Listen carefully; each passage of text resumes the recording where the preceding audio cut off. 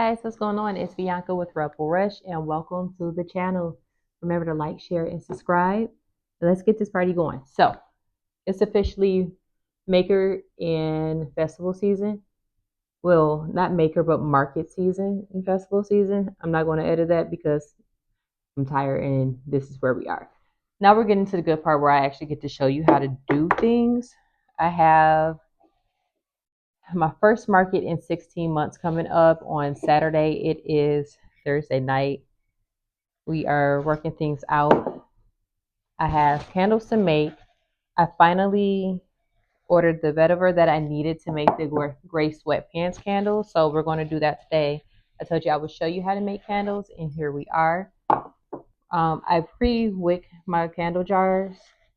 I use either hot glue with a hot glue gun or a double-sided sticker. The thing about the wick stickers, they sometimes move. You don't want to go through that. My hair is wrapped up, as you can see. That is because I'm making goods. I do not want to make anything where there's hair that goes down. I typically wear a face mask of some sort, so I'm not breathing all over things, as well as gloves. But right now, I'm just making sure I have all of the dust out of these vessels because it's been a while since I've had to use them, and they were in my storage unit. They look clean, but you want to make sure that they're going to be clean for sure. During your candle, this is an electronic thermometer, excuse me. It lets you know how hot the stuff is because your wax is going to get very hot. You need to know what your melting point for your wax is. I use a soy wax. My perfect melt temperature when you add everything and then just pour it in is 180. So we make sure we get to that. You're going to see me pulling things up. I wanted a Hawking bag, but I did not want that price. I found something just as good, honestly, from a local store here, and it was on clearance. So instead of paying $99 for a bag, I paid like $30. I was ecstatic. These are bow ties, okay? This is what I'm going to set my wick for. Set my wick with. It slides right on top of the wick here. And then there is a little like area that it goes over into. It's very important that you have your tension correct in these, so then that way as you're pouring or as you're crafting your candles, your wick stays up and straight because they are pre-waxed, excuse me, and it'll just kind of melt down and go and wiggle around. These will keep the wick center. You don't want your wick to veer off to the sides because what happens is your candle will, yes, it's going to work right, but it can crack the glass. This is not something that is fireproof. Resistant, yes, a heavy glass, but fireproof, no. So tonight I'll be making about, I think I have 9 of these here, as well as I'm going to make sugar scrubs. Now, if you remember, I said I was getting rid of the cobalt. I counted, I have 21 of these to go before I can go into the clear jars. And then once I go into the clear jars, I'll actually be making a different type of scrubs with different scents and everything. That is my notebook I took over to the storage to figure out what all I needed. This is a scale. You're going to need this scale. It is your best friend, not only for the candles, but for everything else that you have with a measurement. That way you can just put it on there. These are 4 jars. I believe I have, it should be 2 jars in 2 different sizes because I need to make beer bombs as well. Typically, when I make things, I put down the newspapers that they send, or I pick up a free newspaper and then I'll lay it all over everything. When I was at the when I was at the storage unit, I didn't grab any and I completely forgot until today. I had my baby over there with me last night. Not something I want to do again at all. So I'm thinking I'm going to do 3 regular sugar daddy scrubs, 3 lemon cake scrubs, and 3 coffee scrubs. Now, the regular sugar daddy scrubs that you get, that's how I help with my eczema. That is actually the very first product that I made to sell. I was making stuff on my own and I was talking to people about it. I had that surgery that I was telling you about I couldn't get rid of.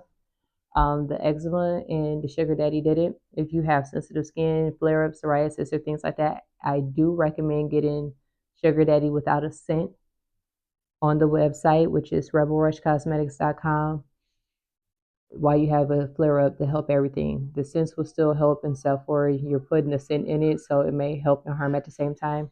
Plenty of rubber gloves. Also, it looks like I did leave a pour container, unless I had stock pot is across the room. We are still bow tying. Oh, and while all of this is going on, I have my wax warmer over here to melt. The candle should go pretty quickly once everything is set up. I like to pre-wick my things because wicking bothers me. I have jojoba oil that goes in the beard balm. This is for my candle scent, and this is amber noir. I also have cardamom and star anise. Said that very odd.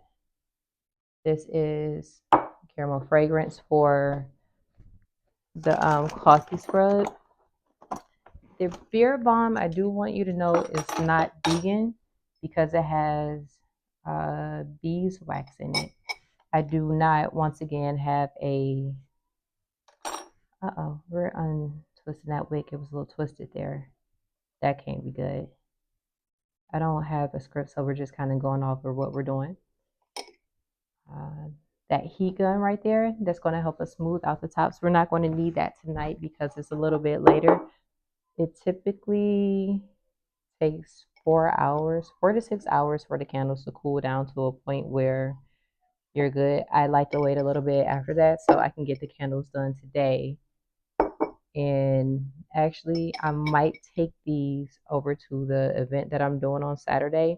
I'm going for spring scents, spring and summer, because that's what's going on. However, this right here is something that people have been asking me for about 2 years, and I have not had it. So I'm just going to restock this and then send out an email titled "Your Boyfriend's Back."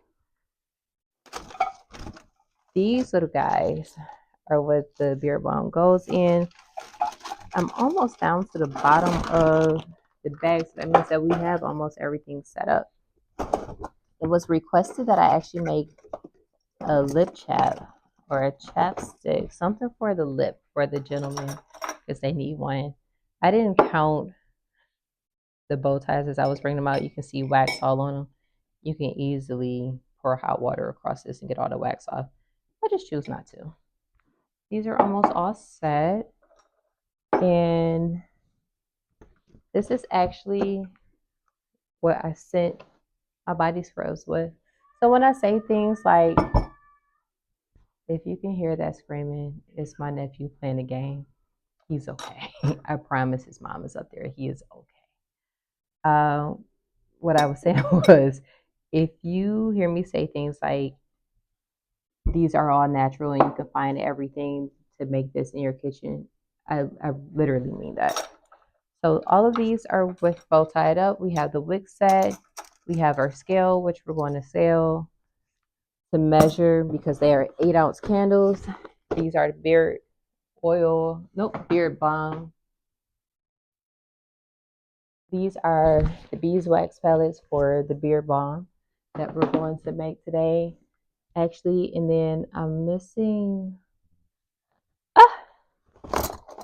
these. I use these sticks, nice and disposable, to really stir up the wax once everything is melted down to get the scent in there and then pour them out. You can use like a wooden spoon. I had one and it just kind of layered up. I actually still have it, but the thing is, I like to use a different one per scent so then they're not mixed up. So these are all the things that we're going to do. Our scents that we have today actually came from Candle Science. And then also, while I was ordering the vetiver I needed, I ordered some scents for wintertime. Let me grab those first. Okay, here they are. So the thing is, I started. But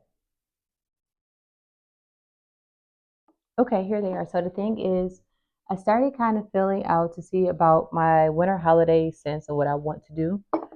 I'm not sure. I typically don't do seasonal candles, but I did a burn test the other day. I was gifted these beautiful jars by my sister. I'm gonna show them to you. They are they're candle jars, but I'm going to use them for my seasonals. I did a short on it. I'm going to end up doing 2 wicks instead of one. Such a better burn. The one wick caused tunneling, which means that it was not the right size wick at all. But what I did start doing is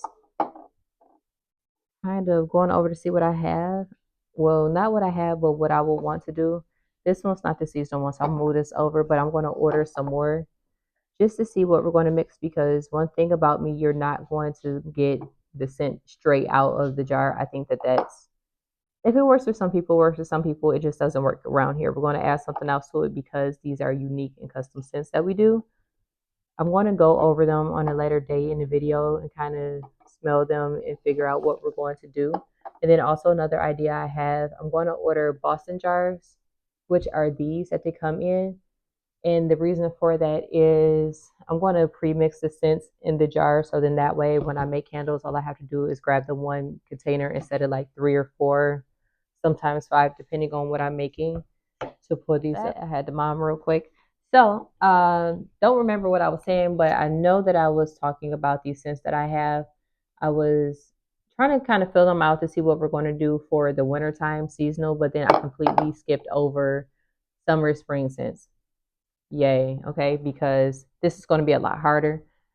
We'll order some spring scents together and then I'll kind of figure out what we're going to do. I ordered vanilla eggnog, cranberry woods, maple walnut pancakes, cranberry prosecco, and Fraser fir. This honeydew melon is going to go towards a newer scent, but it's not in the winter. But this is the one that's over here. I feel like I ordered another cranberry or something. Maybe it's actually over here. I love cranberry scents. It's like one of my favorite things.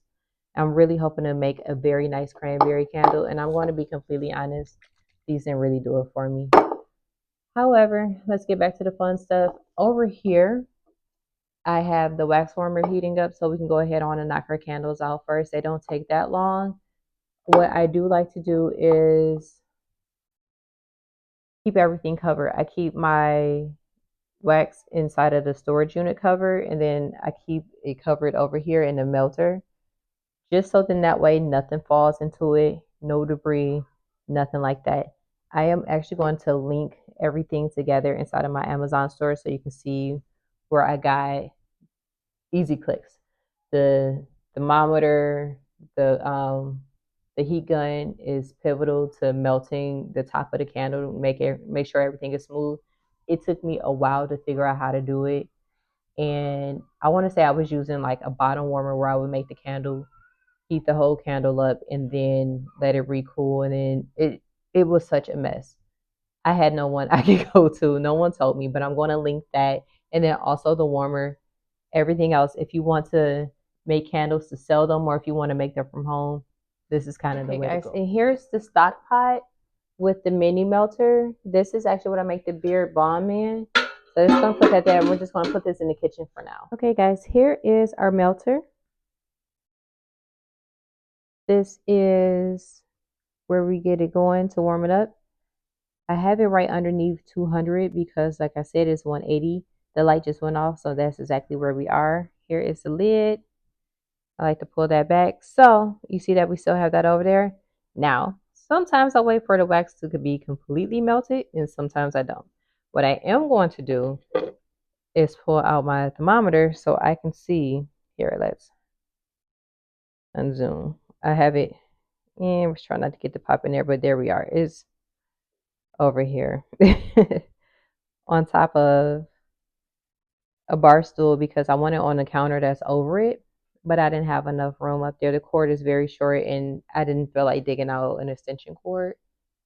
Typically, I would make it on my 6-foot table. I left it in storage. Okay, so now we're just gonna, it's exactly at 180.5. Bam, we got it. We're just gonna fill up a pour jar. Oh, that whole time this thing was going on and I had no idea. I'm sliding on my gloves. So, grab my pour jar, gloves on. And you know why it's not working? Here it comes. There's wax in there that needs to get melted down. So it's a little bit coming through. It'll go faster. There it is.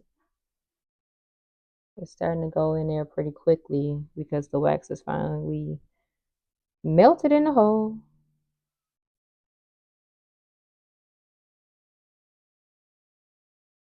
Okay, guys. So we have our pour jar full of wax here. I'm going to double check the temperature to see how we're doing before we melt everything. Now it's at 183.3. I think we can see that. Okay. I'm going to let it cool just a touch. Not a lot, but just a bit. But while it's cooling down, it is only going to take a couple of moments. I'm going to prep the scents, which I believe I just need these three because I only pulled out these three. What am I looking for? Ooh, right there. Yeah, just those three. So the thing is, I don't measure by scent like some people would do. I smell it. I remember what's it supposed to smell like, and also that's how I test everything. When I'm looking for new scents, I grab the caps like this, and I smell them together, and know that's what it's doing. That's how it's going down.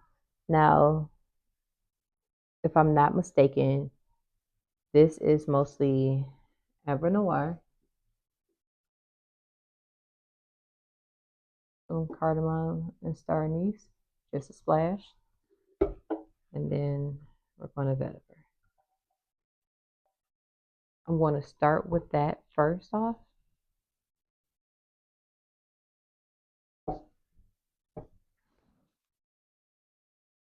That's it. I'm rechecking. Perfect timing. Okay, so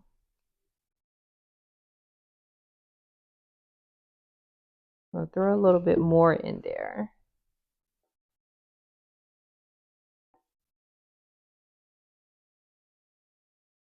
To acquire your scent. There is a mathematical equation that you're supposed to use so much of a percentage. You do want a nice amount in here so you can smell it, but you don't want too much because you don't want anything to catch on fire. I'm not going to say how much goes where. There are different flash points on here, and it'll tell you how much you're supposed to have. Between, for this one scent, is 3 to 10%, and that's exactly what it is for most candles. I just want to see if anything else is in here. So you don't want to go over that because it can go. We are making things that catch fire if there is a flame. My key, so you can get your scent all the way through and through, is to stir and stir and stir, okay? That smells really good. A little bit more of this here. I do mean just a little. I'm complimented often about my hot throw with the candles and the fact that you can smell the scent straight through everything. And literally, it's just taking the time to stir it all through. Sometimes you can see like what I call scent waves. It's just literally the scent going through the wax. Once you start able to see the difference between the wax and the scent waves, that's how you know. I stir for about a minute.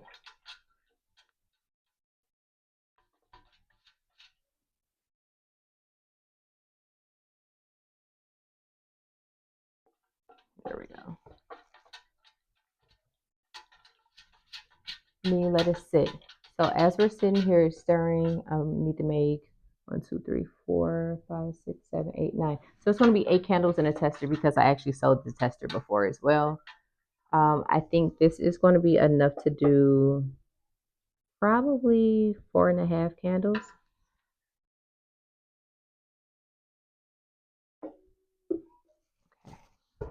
But as I go through,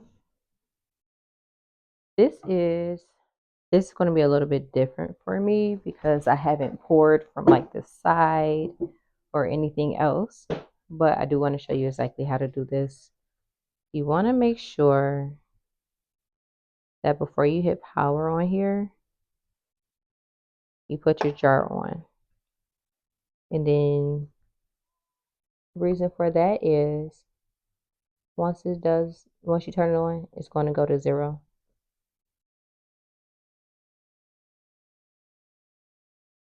Now use ounces. You want to make sure you are giving people what they are paying for. Also, that you're not using too much.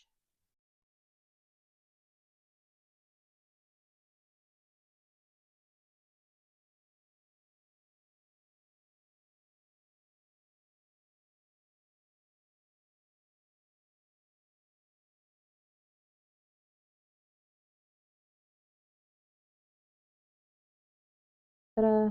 All right, that's one candle set. I'm gonna make the rest, and I'll be right back. Also, when you take the candle off, it's going to go into the negative. So, and then for any reason, if it goes over, once again, error doesn't just completely zero out. Just hit your power button. Okay. So once you get through that, this is about what we're looking at right here. Those are our candles. You're going to wait for these to sit at least 4 hours. You do not want to forget to put a warning label on the bottom, which I actually did that the same day that I wicked.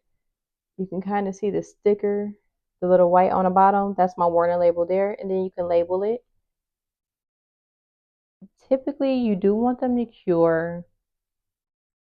I like to say a week or two, which means that you just let it sit there and do its thing before selling them. However, once they actually solidify, they are good to go.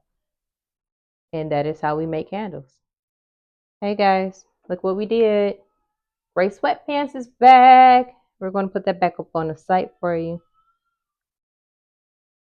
Share this video with anyone that wanted to know how to make candles or any other kind of goods that we're going to do here.